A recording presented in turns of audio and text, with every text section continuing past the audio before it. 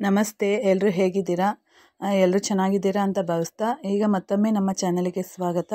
ಇವತ್ತಿನ ರೆಸಿಪಿ ಬಂದು ಮಟನ್ ಕೈಮಾ ಗೊಜ್ಜನ್ನು ಮಾಡಿ ತೋರಿಸ್ತಾ ಇದ್ದೀನಿ.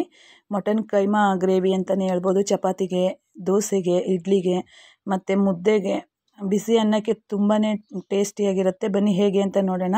ಗೊಜ್ಜಿಗೆ ರೆಡಿ ಮಾಡ್ಕೊಳ್ಳೋದಕ್ಕೆ ಒಂದು ಚಿಕ್ಕದು ಹೋಳಿರುತ್ತಲ್ಲ, ಕಾಯಿ ಹೋಳಷ್ಟು ಕಾಯಿ ತುರಿನ ತಗೊಂಡಿದ್ದೀನಿ. 1 ಸ್ಪೂನಷ್ಟು ಹುರ್ಗಡ್ಲೆ, 1 ಈರುಳ್ಳಿ, ಸ್ವಲ್ಪ ಕೊತ್ತಂಬರಿ ಸೊಪ್ಪು, ಪುದೀನ, 1-2 ಚಕ್ಕೆ, 1-2 ಲವಂಗ ಅಷ್ಟೇ. ಮಸಾಲೆ ಜಾಸ್ತಿ ಹಾಕ್ತಾಯಿಲ್ಲ ನಾನು. ಇದಿಷ್ಟನ್ನು ಹಾಕ್ಕೊಂಡು ಬೆಳ್ಳುಳ್ಳಿ ಹಾಕ್ಕೊಂಡು ಸ್ವಲ್ಪ ಶುಂಠಿ, ಲವಂಗ ಇದಿಷ್ಟನ್ನು ಹಾಕ್ಕೊಂಡು ಸ್ವಲ್ಪ 1.5 ಸ್ಪೂನಷ್ಟು ಸಾಂಬಾರು ಪುಡಿಯನ್ನು ಹಾಕ್ತಾಯಿದ್ದೀನಿ. ಒಂದು 5 ಜನಕ್ಕೆ ಆಗುವಷ್ಟು ಒಂದು ಟೈಮ್ಗೆ ಮಾಡ್ತಾ ಇರುವಂಥದ್ದು ನೋಡಿ. ಇದು ರೆಡಿಯಾಗಿದೆ ಗ್ರೇವಿಗೆ. ಈಗ ಮಟನ್ ಉಂಡೆಗೆ ರೆಡಿ ಮಾಡ್ಕೊಳ್ಳೋಣ. ಇದಕ್ಕೂ ಅಷ್ಟೇ ನಾನು ಕಾಯಿನ ಜಾಸ್ತಿ ತಗೊಂಡಿಲ್ಲ. ಅರ್ಧ kg ಮಟನ್ ಕೈಮಾ ತಗೊಂಡಿರೋದ್ರಿಂದ ನಾನು 1 ಹೋಳಷ್ಟು, ಅದು ಇನ್ನೊಂದು ಹೋಳಿರುತ್ತೆ ನೋಡಿ, ಅದಷ್ಟು ಕಾಯನ್ನು ತಗೊಂಡಿದ್ದೀನಿ. 4 ಹಸಿಮೆಣ್ಸಿನ್ಕಾಯಿ, ಸ್ವಲ್ಪ ಶುಂಠಿ, ಬೆಳ್ಳುಳ್ಳಿ, ಪುದೀನ ಸ್ವಲ್ಪ, ಕೊತ್ತಂಬರಿ ಸೊಪ್ಪು ಸ್ವಲ್ಪ ನೋಡಿ. ಇದಿಷ್ಟನ್ನು ಹಾಕ್ಕೊಂಡು ಒಂದು ಅರ್ಧ ಸ್ಪೂನಷ್ಟು ಸಾಂಬಾರು ಪುಡಿ, ಅದ್ರ ರುಚಿಗೆ ತಕ್ಕಷ್ಟು ಉಪ್ಪು, ಇದಿಷ್ಟನ್ನು ಪೇಸ್ಟ್ ಮಾಡ್ಕೋಬೇಕು. ಯಾವುದಕ್ಕೂ ನೀರು ಹಾಕೋ ಹಾಗಿಲ್ಲ. ನಾವು ಹಳೆ ಕಾಲದಲ್ಲೆಲ್ಲ ಒರಳು ಕಲ್ಲಲ್ಲಿ ಆಡಿಸ್ತಿದ್ರು. ಈಗ ಏನಿಲ್ಲ, ಎಲ್ಲ ಮಿಕ್ಸಿಯಲ್ಲೇ ಆಗೋಗ್ಬಿಡತ್ತೆ ನೋಡಿ. ಇದನ್ನು ಆನ್ ಆ್ಯಂಡ್ ಆಫ್ ಮಾಡ್ಕೊಂಡ್ರೆ ಸಾಕು. ಅರ್ಧ kg ಮಟನ್ ಕೈಮಾ ಇದಿಷ್ಟನ್ನು ಮಿಕ್ಸ್ ಮಾಡ್ಕೊಂಡು, ಜೊತೆಗೆ ನಾನು ಒಂದು ಕಪ್ಪಷ್ಟು ಹುರ್ಗಡ್ಲೆನ ಪುಡಿ ಮಾಡಿ ಇಟ್ಕೊಂಡಿದ್ದೀನಿ, ಅದು ಕೋಟಿಂಗ್ಗೆ. ಅದಕ್ಕೋಸ್ಕರ ಅದನ್ನು ಎಲ್ಲ ರೆಡಿಯಾಗಿದೆ. ಈಗ ಒಂದು ಮೊಟ್ಟೆನ ಹಾಕೋಬೇಕು.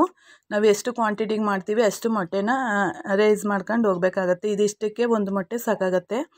ಇದ್ರ ಜೊತೆಗೆ ಕಡಲೆ ಪುಡಿ, ನಾವೇನು ಪುಡಿ ಮಾಡಿ ಇಟ್ಕೊಂಡಿದ್ದೋ ನೋಡಿ, ಆ ಪುಡಿಯನ್ನು ಹಾಕಿ ಚೆನ್ನಾಗಿ ಮಿಕ್ಸ್ ಮಾಡಬೇಕು. ಇದನ್ನು ಸ್ಪೂನಲ್ಲೆಲ್ಲ ಮಿಕ್ಸ್ ಮಾಡೋದಕ್ಕಾಗಲ್ಲ, ಇದು ಕೈಯಲ್ಲೇ ಕಲಿಸ್ಬೇಕು. ಅದು ಫುಲ್ಲು ಮೊಟ್ಟೆ ಏನಿದೆ, ಮೊಟ್ಟೆ ಮತ್ತು ಹುರ್ಗಡ್ಲೆ ಮಸಾಲೆ ಎಲ್ಲ ಮಟನ್ ಜೊತೆಗೆ ಚೆನ್ನಾಗಿ ಮಿಕ್ಸ್ ಆಗಬೇಕು. ಅದರಿಂದ ಇದನ್ನು ಕೈಯಲ್ಲೇ ಕಲಿಸ್ಬೇಕಾಗತ್ತೆ.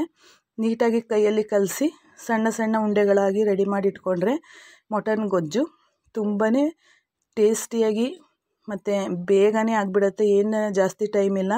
ಹಾಗಾದರೆ ಒರಳು ಕಲ್ಲಲ್ಲಿ ಎಲ್ಲ ರುಬ್ಬಿ ನೀರಾಗ್ತಂತೆ ರುಬ್ಬಿ ಮಾಡೋದು ಲೇಟ್ ಆಗ್ತಿತ್ತು. ಈಗ ನೋಡಿ, ಒಗ್ಗರಣೆ ಕೊಟ್ಕೊಳ್ಳೋಣ. ಸ್ವಲ್ಪ ಎಣ್ಣೆಗೆ ಈರುಳ್ಳಿನ ಫ್ರೈ ಮಾಡ್ಕೊಂಡು, ಅದಕ್ಕೆ ನಾವೇನು ರುಬ್ಬಿಟ್ಕೊಂಡಿದ್ವಲ್ಲ ಮಸಾಲ, ಅದನ್ನು ಚೆನ್ನಾಗಿ ಹಾಕ್ಕೊಂಡು ಮಿಕ್ಸ್ ಮಾಡ್ಕೋಬೇಕು. ಸ್ವಲ್ಪ ತಿಕ್ನೆಸ್ಸಾಗೇ ಇರಬೇಕಾಗತ್ತೆ ನೋಡಿ. ಉಪ್ಪು ರುಚಿಗೆ ತಕ್ಕಷ್ಟು ಉಪ್ಪೆಲ್ಲ ಹಾಕಿ ರೆಡಿಯಾಗಿದೆ. ಈಗ ನಾವೇನು ಮಟನ್ ಕೈಮಾ ಉಂಡೆನ ರೆಡಿ ಮಾಡ್ಕೊಂಡಿದ್ವಿ ನೋಡಿ, ಈ ರೀತಿ ಇದನ್ನು ಒಂದೊಂದೇ ಹಾಕಬೇಕು. ಮತ್ತು ಇದರ ಟ್ರಿಕ್ಸ್ ಏನಂದರೆ, ಸ್ವಲ್ಪ ಅಗಲವಾದ ಪಾತ್ರೆನ ಇಡಬೇಕಾಗತ್ತೆ. ಒಂದ್ರ ಮೇಲೆ ಒಂದು ಹಾಕ್ಬೋದ್ರೆ ಒಡೆದೋಗ್ಬಿಡುತ್ತೆ. ಅದಕ್ಕೋಸ್ಕರ ಅಗಲವಾಗಿರೋ ಪಾತ್ರೆಯಲ್ಲಿ ಇಟ್ಟು ಗೊಜ್ಜನ್ನು ರೆಡಿ ಮಾಡ್ಕೊಂಡ್ರೆ ಸುತ್ತ ಎಷ್ಟು ಉಂಡೆ ಇದೆ ಅಷ್ಟು ಉಂಡೆನೂ ಸುತ್ತನೇ ಹಾಕಬರಬೇಕು. ಇದು ಒಂದು 5 ನಿಮಿಷ, ಫಸ್ಟು ಒಂದು 2 ನಿಮಿಷ ಸಿಮ್ಮಲ್ಲಿ ಕಡಿಮೆ ಉರಿಲಿ ಬೇಯಿಸಬೇಕು. ಜಾಸ್ತಿ ಉರಿ ಆದರೆ ಒಡೆದೋಗ್ಬಿಡುತ್ತೆ. ನಂತರ ಜಾಸ್ತಿ ಉರಿ ಮಾಡಿ ಒಂದು 5ರಿಂದ 10 ನಿಮಿಷ ಬೇಯಿಸಿದ್ರೆ ಸಾಕು. ಒಂದು 10 ನಿಮಿಷಕ್ಕೆಲ್ಲ ಇದ್ರ ಸಾಂಬಾರೇ ರೆಡಿಯಾಗೋಗುತ್ತೆ ಗೊಜ್ಜು. ಇದನ್ನು ಇಡ್ಲಿ ಜೊತೆಗೆ, ದೋಸೆ, ಪೂರಿ ಏನದ್ರ ಜೊತೆಗಾದ್ರೂ ಒಳ್ಳೆ ಕಾಂಬಿನೇಷನ್ ಆಗುತ್ತೆ ನೋಡಿ. ಈಗ ರೆಡಿಯಾಗಿದೆ ಇದು. ನೀವೇ ನೋಡ್ಬೋದು, ಒಂದು ಉಂಡೆನೂ ಒಡೆಯಲ್ಲ, ಒಡೆಯೋಕ್ಕೆ ಚಾನ್ಸೇ ಇಲ್ಲ. ನಾವು ಏನಾದರೂ ರುಬ್ಬುವಾಗ ನೀರನ್ನು ಮಿಕ್ಸ್ ಮಾಡಬಾರ್ದು ಅಷ್ಟೇ. ಮತ್ತು ಜೊತೆಗೆ ನಾವು ಕೋಟಿಂಗ್ಗೆ ಕಡಲೆಪುಡಿ ಹಾಕಿರ್ತೀವಿ, ಜೊತೆಗೆ ಮೊಟ್ಟೆಯನ್ನು ಹಾಕಿರ್ತೀವಿ ನೋಡಿ, ಅದು ಚೆನ್ನಾಗಿ ಕೋಟಿಂಗ್ ಆಗಿರುತ್ತೆ. ಒಡೆಯೋದಕ್ಕೆ ಮೊಟ್ಟೆ ಅವಕಾಶವೇ ಕೊಡಲ್ಲ ನೋಡಿ. ಸ್ವಲ್ಪನೂ ಜೊತೆಗೆ ಚರ್ಬಿ ಇರುತ್ತೆ ನೋಡಿ, ಫ್ಯಾಟ್ ಅಂಥದ್ದು, ಅದಂಥದನ್ನು ಮಟನ್ ಕೈಮಾಕ್ಕೆ ಸೇರಿಸ್ಬಾರ್ದು.